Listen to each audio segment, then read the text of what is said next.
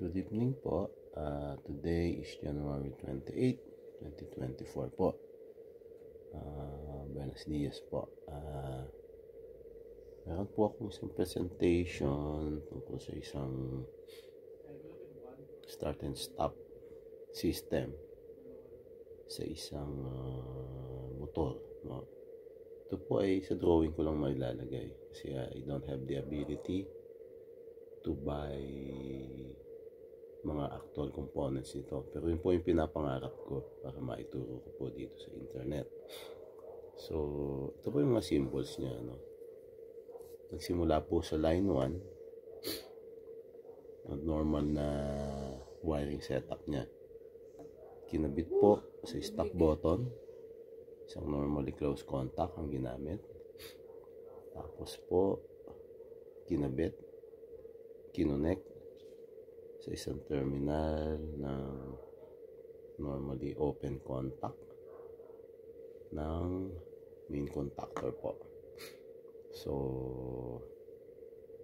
pagka nagkaganon po, nasa ibabaw yung push button, no? Yung command para mag-close yung contacts.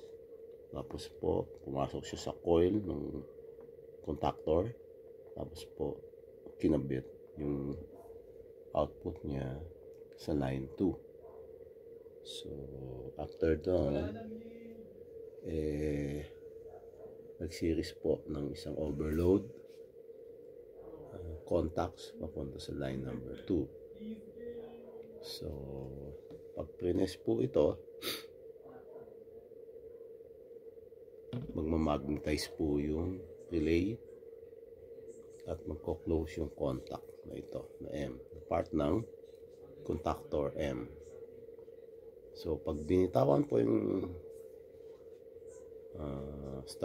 start button, current magpo-flow po mula sa line 1 papunta doon sa normally close contact, at itong close na contact na M kaya magiging daanan po ng kuryente at patuloy pong naka-energize yung M dahil naka-close pa rin ang circuit to doon po sa overload relay. Kapag ka-prines ang stop button, mabe-break po yung continuity, bibitaw ang M, bibitaw din po yung auxiliary contact ng M. So mag-off ang circuit. Ang ating power circuit composed of main motor, tatlong contact po nung auxiliary contact M. Kaya ako pinangalan ng M dahil ito yung main contact. So bibitaw po ito pagka press yung stop button, nagkakaroon ng opening. So overload relays to protect the motor from overloading. Ang parameter po niya na yung temperature ng winding. So doon niya sineset.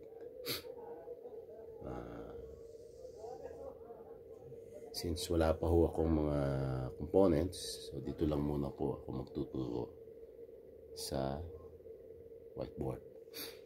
So para po may paliwanag ko ng gusto ito, I think necessary na gumawa ako ng magandang drawing. So sample ko lang po ito sa mga gustong matuto ng industrial electricity. Ini-invite ko po na i-like and i-subscribe nyo itong channel ko kasi mga trivias po ito, Spanish, at alam kong makakatulong po sa mga estudyante. So hasta la vista po, see you later. Hasta luego po, see you later, at buenos dias.